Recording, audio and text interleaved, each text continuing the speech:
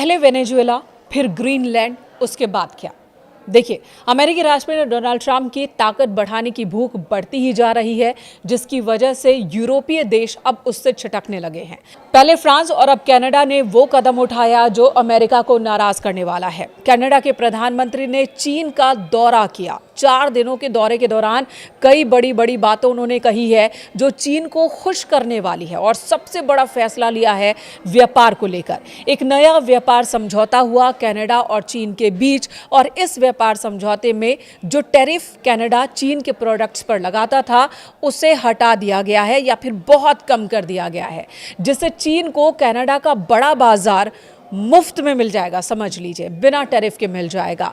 और इसका असर जाहिर सी बात है कि चीन और कनाडा के बीच संबंधों पर भी होगा। अब सवाल है कि वो कनाडा जो अब तक चीन की बुराई करता रहा, कनाडा के प्रधानमंत्री चाहे ट्रूडो हो या फिर मार्क हो, वो अब तक चीन के विरोध में नजर आते रहे हैं, अब अचानक से चीन के साथ कैसे हो गए?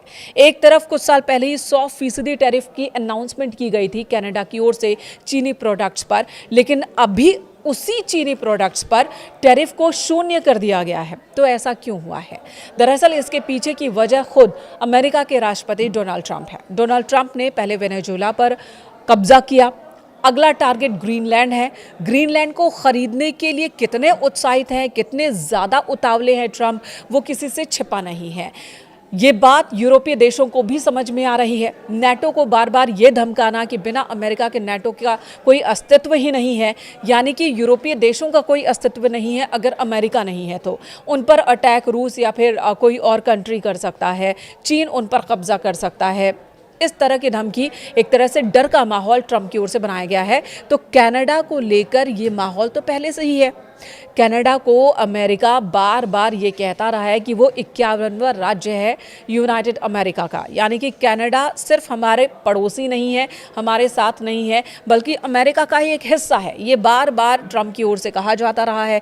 इससे पहले जो बाइडेन ने भी इस तरह की बात कही थी, मार्क ट्रूडो ने जिसकी नाराज़गी जताई थी जिस पर, और अब जब कनाडा के प्रधानमंत्री मार्क कार्नी की बात करें तो उनका भी ये कहना है कि कनाडा का अस्तित्व अलग है। इससे पहले कि ग्रीनलैंड पर कब्जा कर ले ट्रंप और फिर कनाडा की तरफ अपने इस उत्साहित पंजे को आगे बढ़ाए, कनाडा चीन के साथ खड़ा नजर आ रहा है ताकि चीन कनाडा को शील्ड दे सके, अमेरिका से बचा सके। जो कनाडा अमेरिका के साथ साथ था, अमेरिका के कहने पर ही अपने विदेश नीति बनाता था, खासकर चीन को लेकर कनाडा का जो रुख रहा है वो अमेरिका के दिशा निर्देशों पर ही रहा है हाल फिलहाल के सालों में। लेकिन अब वही कनाडा एक अलग रणनीति बनाता हुआ दिख रहा है और अपने लिए बाजार भी खोलता दिख रहा है।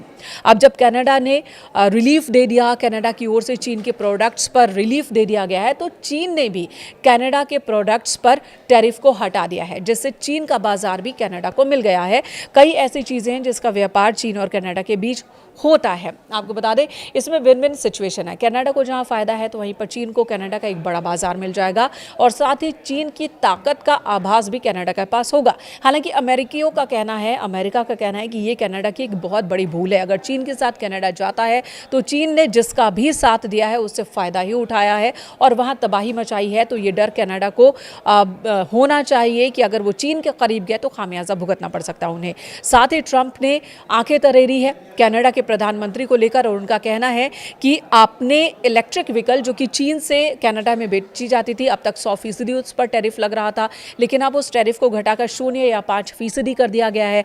औसत टैरिफ 5% है। तो इससे अब कनाडा के बाजार में चीन के इलेक्ट्रिक वाहन की जो सप्लाई है वो बढ़ जाएगी। जाहिर सी बात है, चीन के इलेक्ट्रिक वाहन जो है वो कनाडा में अब सस्ते हो जाएंगे तो उनकी बिक्री भी ज़्यादा होगी, और इसका सीधा सीधा खामियाजा अमेरिकी कंपनियों को भुगतना पड़ सकता है, जिसमें टेस्ला भी शामिल है।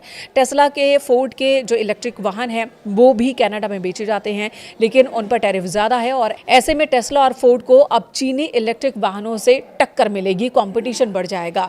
तो ट्रंप चेता रहे हैं और ट्रंप कह रहे हैं कि इसका खामियाजा कनाडा को भुगतना पड़ सकता है, लेकिन कनाडा उस राह पर आगे बढ़ चला है। कनाडा के प्रधानमंत्री मार्क कार्नी ने चीन का दौरा किया, 4 दिनों तक रहे, जहां पर उन्होंने राष्ट्रपति शी जिनपिंग से मुलाकात की, साथ ही जो कम्युनिस्ट पार्टी है चीन की उसके हेड से भी मुलाकात की है, स्टैंडिंग कमेटी के हेड से मुलाकात की, और इस मुलाकात को बहुत ज़्यादा अहम माना जा रहा है। ये ठीक वैसे ही है जैसे कि कनाडा, मान लो, जो कि पूंजीवादी खुद को कहता है, वो कम्युनिस्ट पार्टी की नीतियों का साथ दे रहा है और यहाँ पर नए वर्ल्ड ऑर्डर की भी चर्चा शुरू हो गई है कि क्या वाकई अब जो विश्व में जो जियोपॉलिटिकल वर्ल्ड में जो ऑर्डर है, अमेरिका के बाद चीन ही माना जाता है मजबूत कंट्री अपने दम पर, क्या इस वर्ल्ड ऑर्डर में कोई बदलाव होता दिख रहा है? क्योंकि ट्रंप तो इधर डरा रहे, धमका रहे यूरोपीय देशों को, कनाडा को कि अगर मैं नहीं रहूँगा तो तुम्हारी रक्षा करने वाला कोई नहीं है। लेकिन पहले फ्रांस ने आंखें तरेरी, फ्रांस ने ये मैसेज दिया कि अगर अमेरिका का व्यवहार ऐसा ही रहेगा, अगर अमेरिका दूसरे छोटे छोटे देशों पर कब्जा करता रहेगा और नेटो को ख़त्म करने की धमकी बार बार देता रहेगा, यूरोपीय देशों को धमकाने की कोशिश करता रहेगा और हस्तक्षेप करता रहेगा, तो यूरोपीय देश भी अपने लिए अलग रास्ता अख्तियार कर सकते हैं।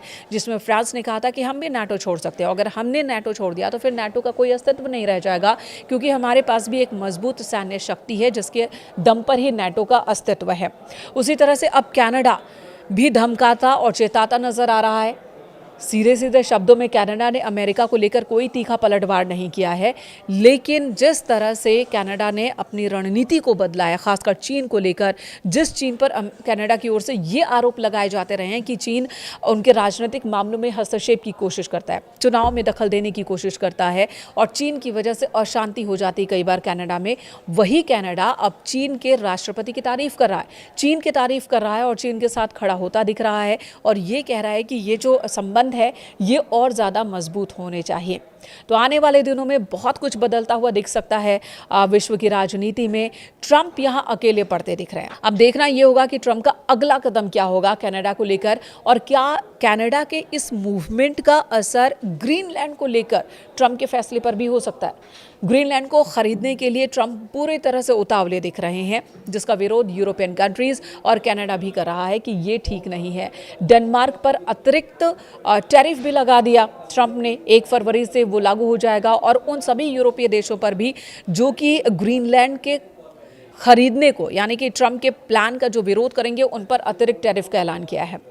इसी बीच कनाडा ने अपना एक कदम आगे बढ़ा दिया है, तो इसका असर आने वाले दिनों में किस तरह का होगा, ये फिलहाल देखने वाली बात होगी।